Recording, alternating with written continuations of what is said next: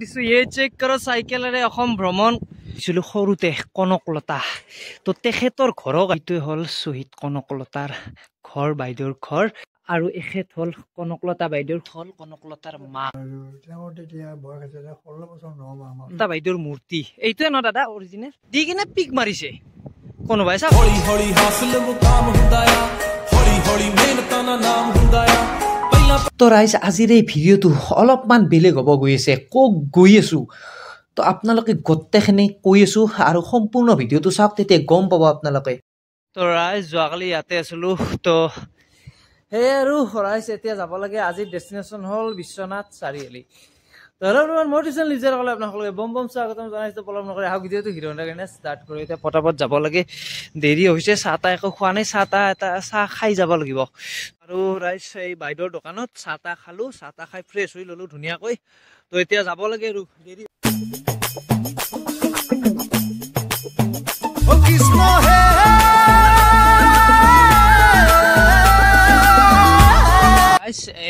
ইয়াৰ পৰা মানে বিশ্বনাথ চাৰিআলি পৰে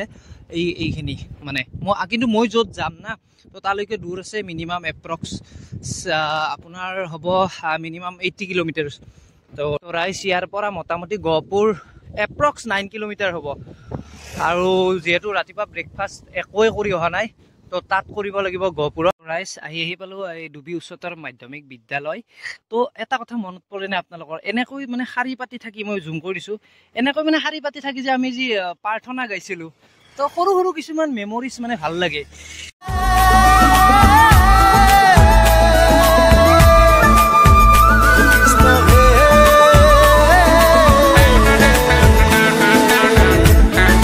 তো ৰাইজ এইখন চাওক শংকৰদেৱ শিশু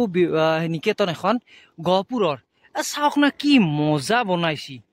চাওক না কি ধুনীয়াকৈ বনাইছে মানে মই ৰৈ কিনে মানে ভিডিঅ' কৰিলোঁ তো ৰাইজ এইটো হ'ল NH15 নাম্বাৰ হাইৱে তো ইয়াত চাওক কিমান ধুনীয়া কৰিছে হাইৱেটো আৰু ইয়াত যি আছে গছ গছনি ৰুই দিছে দেই এইটো এটা ভাল কাম কৰিছে কিন্তু দেই বঢ়িয়া বঢ়িয়া বঢ়িয়া তো ৰাইজ নাম শুনিছিলোঁ গহপুৰ তো আহি পালোঁ গহপুৰ আৰু এইফালে হাইৱেৰ কাম চলি আছে তো ৰাইজ একো খোৱা নাছিলোঁ ৰাতিপুৱাৰ পৰা তো এইয়া আহাৰ মোৰ তো ৰাইজ ৰ'ব পঢ়াটো বঢ়াই দিছোঁ এই চেক কৰ চাইকেলেৰে অসম ভ্ৰমণ কৰা পাঠালাৰ যুৱকক লখিমপুৰত আদৰণি এই চেক কৰোঁ ভাই কি ক'ম আৰু মজা একদম আল্টিমেট ৰাইজ কেনেকুৱা লাগিছে মই ক'ব নোৱাৰোঁ তাকো চাওক ইমান ডাঙৰ এখন বাতৰি কাকত প্ৰতিদিন অসমীয়া প্ৰতিদিন বুলি ক'লে চবে জানে ৰাইজ তো ভাই চাহাব খুচি কা গৈ ঠিকানা নাই ৰা ভাই কি ক'ম আৰু তো ৰাইজ নাৰায়ণপুৰৰ পৰা দাদাই ফোন কৰিছে মোক ইয়ালৈকে লগ কৰিব আহিছে তো দাদা পোনপ্ৰথমে আপোনাৰ পৰিচয়টো দিব মোৰ নাম ধ্ৰুৱ বৰা আচ্ছা মোৰ ঘৰ গহপুৰত মই অসম জাতীয়তাবাদী যুৱ ছাত্ৰ পৰিষদৰ বিশ্বনাথ জিলা কমিটিৰ সাধাৰণ সম্পাদক আচ্ছা গতিকে যোৱাকালি গম পাওঁ তুমি 9 পৰা আহিবা বুলি মই গা পা ধুই তোমাক ফোন কৰালে তুমি গহপুৰৰ পৰা গুচি আহিলা গতিকে মই গহপুৰৰ পৰা আকৌ ঘাইগাঁও চেণ্টাৰত আহি তোমাক লগ কৰিছোঁ আৰু মানে দাদাই ক'লে গহপুৰত বোলে তামাম বানপানী হয় এইবাৰ হৈছিল নেকি গহপুৰ নগৰখনত মানে কি আমাৰ গহপুৰ আচ্ছা এখন হৈছে পাহাৰীয়া অসম অৰুণাচল সীমান্ত মানে অৰুণাচলৰ নিচে কাষতে আমাৰ গহপুৰ আচ্ছা এটা 15 কিলোমিটাৰ মান আমাৰ গহপুৰ টাউনৰ পৰা হয় আচ্ছা পাহাৰৰ পৰা যিটো পানী আহি যায় আমাৰ ইয়াত আপোনাৰ ধৰক কুলিঙি নদীখন আছে চট্টং নদী আছে কুকুজান নদী আছে আচ্ছা ব্ৰহ্মাজান নদী আছে গতিকে আমাৰ ইয়াত গোটেই নদী থকাৰ কাৰণে মানে পাহাৰ যিটো পানী ইয়াত গুচি আহে সেই পানীটোৱে আমাৰ ধৰক পাহাৰ বৰষুণ হোৱাৰ লগে লগে ইয়াত কিন্তু বানপানী হৈ যায় আচ্ছা এই ক্ষেত্ৰত আপোনালোকৰ আপোনাৰ ব্ৰহ্মপুত্ৰৰ কাষত যিখিনি আছে এই আপোনাৰ লুহিনমুখে হওক পাকেনে হওক ছগুৰিয়ে হওক যিটো মিচিং জনগোষ্ঠীয় এলেকা সেইখিনি এলেকাটো কিন্তু আমাৰ এই বানপানী হয় না এই ক্ষেত্ৰত কিবা আপোনালোকৰ MLA ধৰক কৰে নে কিবা কিবি নহয় চৰকাৰে এইটো পদক্ষেপ লয় চৰকাৰে নোলোৱা নহয় আচ্ছা যে প্ৰতিখন চৰকাৰে কামখিনি কৰে আচ্ছা কিন্তু বস্তুটো স্থায়ী সমাধান হ'ব স্থায়ী সমাধান তো ৰাইজ আমি যি পঢ়িছিলোঁ সৰুতে কনকলতা তো তেখেতৰ ঘৰক আহিছোঁ আজি চাওক শ্বহীদ কনকলতা কুটি এই লেখা আছে ইয়াত গহপুৰ আৰু এতিয়া এইটোৱে হ'ল ঘৰ কনকলতাৰ তো ৰাইজ যিটো আমি পঢ়ি আহিছিলোঁ তো সেইটো আজি চাবলৈ পাইছোঁ তো দাদাসকলে লৈ আহিছে মোক তো ৰাইজ আহি পালোঁ শ্বহীদ কনকলতা বাইদেউৰ ঘৰৰ ভিতৰত আৰু ইয়াতেই মানে কনকলতা বাইদেউৰ জন্ম হৈছিল আৰু এনেকৈয়ে ইয়াত খেলি ডাঙৰ হৈ একদিন আমাৰ দেশৰ কাৰণে শ্বহীদ হৈ গৈছিল। তো সকলো কথা ক'ব আজি যিটো সৰু ভায়েক আছে কনকলতা বাইদেউৰ, তো সকলোখিনি ক'ব আৰু এখেত হ'ল কনকলতা বাইদেউৰ সৰু ভায়েক। তো পোনপ্ৰথমে দাদা স্বাগতম জনাইছোঁ মোৰ ইউটিউব চেনেললৈ আপোনাক। আৰু মানে জন্মটোৰ কথা কওকচোন আমাৰ কনকলতা বাইদেউ, সকলোৱে যাতে গম পায়। মই প্ৰথমতে মই তোমালোকে ইমান দূৰ দূৰণিৰ পৰা আহি কনকলতাৰ ঘৰত উপস্থিত হোৱাৰ কাৰণে মই আন্তৰিক শ্ৰদ্ধা নিবেদন কৰিছোঁ আৰু লগতে মই মোৰ মৰমো যাচিছোঁ। আৰু বিশেষকৈ এই কনকলতাৰ বিষয়ে বহুত কথা হৈ গৈছে আৰু ইতিমধ্যে মানে কিতাপো প্ৰকাশ পাই গৈছে। মই কিতাপ এখন প্ৰকাশ কৰিছোঁ এই 22 ডিচেম্বৰ। এই 22 ডিচেম্বৰ যোৱা 22 ডিচেম্বৰ দিনটোতে 100 বছৰ পূৰ্ণ হ'ল। 100 বছৰ পূৰ্ণ হোৱাৰ কাৰণে শতবৰ্ষ জয়ন্তী পালন কৰা হৈছিলে। তাত মুখ্যমন্ত্ৰীয়ে বিশেষকৈ গুৰুত্বপূৰ্ণ ভূমিকা লৈছিল আৰু তেওঁৰ কাৰণেই তেওঁৰ আশীৰ্বাদতেই আমি এই জন্ম শতবাৰ্ষিকীভাৱে পালন কৰিবলৈ এটা মানে সুখ অনুভৱ কৰিছোঁ আৰু এটা হেৰি পালোঁ, সুযোগ এটা পালোঁ। আৰু তাৰ কাৰণে মই প্ৰথমতে মুখ্যমন্ত্ৰী ডাঙৰীয়াকে মই শ্ৰদ্ধা নিবেদন কৰি মানে ধন্যবাদ জ্ঞাপন কৰিছোঁ। আৰু কনকলতাৰ জন্ম 1924 চনৰ 22 ডিচেম্বৰ আৰু তেওঁৰ তেতিয়া বয়স আছিলে 16 বছৰ 9 মাহ মাত্ৰ। এই 16 বছৰ 9 মাহ যদিও আছিলে, কিন্তু এতিয়া মোৰ ককা দেউতা এজনে যে এখন কিতাপ লিখিছিলে, সেই যিখনিত মানে ঘৰৰ জ্যেষ্ঠসকলৰ লগত আলোচনা কৰি মানে তোৰ বয়সটো 18 বছৰ কৰি পেলাই কিতাপখন ৰচনা কৰিলে। আৰু সেই 16 বছৰ 9 মাহৰ ঠাইতে 18 বছৰটোৱে এতিয়া মানে গ্ৰাহ্য হিচাপে মানে আমাৰ ইয়াতে প্ৰচাৰ আৰু গোটেই অসমতে নাযায়, গোটেই ভাৰতবৰ্ষতেই 18 বছৰীয়া কনকলতা বুলি সকলোৱে জানে। আৰু বিশেষকৈ আমি আমাৰ ঘৰখনে বছৰটো মানে আমাৰ হাততে আছে। গতিকে সেই বয়সটো আমি কৈ পেলাই বৰ গৌৰৱ অনুভৱ কৰোঁ। ইমান কম বয়সতে দেশৰ কাৰণে প্ৰাণাহুতি দিয়া বৰ এটা সহজ কথা নহয়। কিন্তু কনকলতাই সেই সময়ত যি সময়ত নেকি মানুহৰ শিক্ষা দীক্ষা নাই, হাবি জংঘল, আমাৰ এই গোটেই অঞ্চলটোতে বাঘ ভালুক এইবিলাকেই মানে বিচৰণ কৰে, তাৰ মাজতেই কনকলতাৰ জন্ম। আৰু তেনেকুৱা এখন ঠাইৰ পৰা ব্ৰিটিছক মানে দেশৰ পৰা আঁতৰ কৰিবৰ কাৰণে তেওঁলোকৰ 200 বছৰীয়া যিটো শাসন, সেই শাসনটো নাইকিয়া কৰিবৰ কাৰণে এই স্বাধীনতা সংগ্ৰাম যি 1942 চনতে যি মানে তোৰ ভাৰত ত্যাগ আন্দোলন ঘোষণা কৰা হ'ল, সেই আন্দোলনত তেওঁ পূৰ্ণ সহযোগ কৰি মৃত্যু বাহিনীৰ এগৰাকী সৈনিক হিচাপে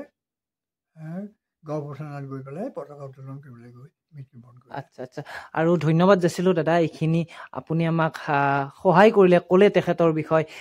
ভাল লাগিলে বাৰু। যি কি নহওক, আপোনাৰ এতিয়া এজ কিমান মান হ'ল? মোৰ 1 তাৰিখে যোৱা জানুৱাৰী মাহৰ 1 তাৰিখে মোৰ 85 বছৰ বয়স। আচ্ছা, আপোনাক দেৰিকৈ হ'লেও জন্মদিনৰ শুভেচ্ছা জ্ঞাপন কৰিলোঁ। ধন্যবাদ। তাৰ কাৰণে তোমালোকক কি বুলি জনাম মই কৰিব নোৱাৰোঁ, কাৰণ তোমালোকৰ নিচিনাকৈ মানে বহুত অগণন জনগণই এই কনকলতাৰ ঘৰখনত মানে তেওঁলোকৰ পদত ওলাই মানে মোৰ আশীৰ্বাদ। এই ধৰণে মই জীৱনটো অতিবাহিত কৰিলোঁ।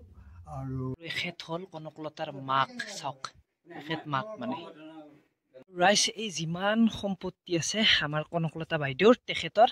মানে এই চব চৰকাৰক দান দি দিছে। তো চব চৰকাৰক দান দি দিছে এইবোৰ। তো এতিয়া যাওঁ, দেৰি নকৰোঁ। তো আহিছিলোঁ দাদাৰ লগত, দাদাই গাড়ীত বহাই লৈ আহিলে। তো ভাল লাগিল, কি বস্তুটো দেখিলোঁ, কি ক'ম আৰু। তো ৰাইজ জোতা খুলি ল'লোঁ, খুলি লৈ আৰু এইটো হ'ল অৰিজিনেল তাৰমানে কনকলতা বাইদেউৰ মূৰ্তি। এইটোৱে ন দাদা অৰিজিনেল? এইটো আৰু এইটোৱে হ'ল আমাৰ শ্বহীদ কনকলতা বাইদেউ, তেখেতৰ স্মৃতিত এইটো বনাইছে। তো ভাল লাগিছে। 100 বছৰ হ'ল ন, 100 বছৰ হৈ গ'ল। তো চাওক, এইজনেই আছিল আমাৰ কনকলতা বাইদেউ, দেশৰ কাৰণে প্ৰাণ আহুতি দি দিছে। চাওক।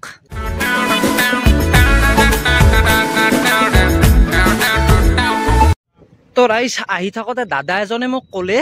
বোলে ভাইটি শুনা ইয়াত ভালকৈ যাবা কাৰণ এইটো হ'ল এক্সিডেণ্ট এৰিয়া ইয়াত মানে এক্সিডেণ্ট হৈয়ে থাকে মানে তো ৰাইজ অলপ আগতে মানে কি হ'ল দুজন ভাইটি আহিল ভাইটি আহি মানে ক'লে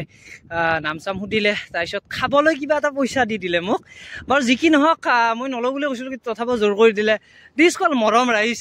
এই মৰমখিনি সঁচাকৈ দিয়ক বহুত মূল্যৱান বুলি ক'লোঁ বহুত ভাল লাগিছে আৰু ইয়াৰে ৰাস্তাবোৰ চাওক না কি মজা আগতে বোলে ইয়াত এটাই আছিল এতিয়া মানে এনেকুৱাকৈ দুটাই এটাই দি আহে গাড়ী আহে এটাই দি সেইফালে যায় তো ভাল লাগিছে আৰু চৰকাৰখনেও ৰাস্তা বনাইছে দিয়ক নবনা বুলি কাম কৰিছে নকৰা বুলি নকওঁ চাওক ৰাইজ আহি এখন ব্ৰিজ পালোঁ আৰু এইটো হ'ল নদী শুকাই গৈছে বাৰু যিহেতু ঠাণ্ডাৰ দিন আৰু সেইফালে ট্ৰেইন গৈ আছে চাওক মামা কিন্তু বেলেগ ব্ৰিজ বনাইছে দিয়ক এইখন বেলেগ কিন্তু দিয়ক ৰাইজ কিমান ধুনীয়া আছে এই চাওকচোন এই পিক মাৰে ইমান ধুনীয়াকৈ দলংখন বনাইছে তাত মানে ইমান ধুনীয়াকৈ কালাৰ দিছে দি কিনে পিক মাৰিছে কোনোবাই চাওকচোন এইবোৰ অভদ্ৰামি কিয় কৰে হা আৰে ভাই অসমখনতো নিজে এখন আমাৰে ঘৰ না চাফ চিকুণ কৰি আমিয়ে ৰাখিব লাগিব তাতে আৰু এইবিলাক কাম কৰি ভাল নালাগে দেই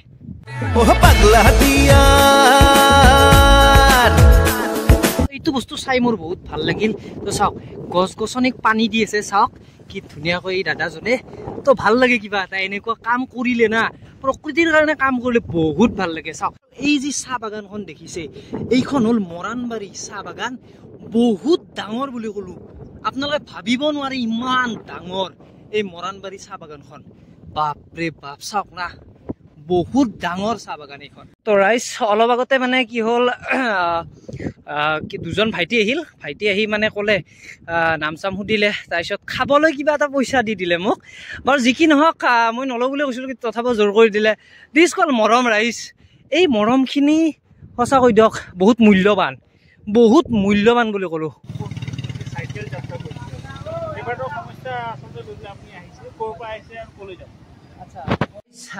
আহি পালো ৰুম আহি মোটামুটি মই 3টা বজাতে পাইছো তো ৰেষ্ট লৈ ললো ভিডিঅ' এডিট কৰিলো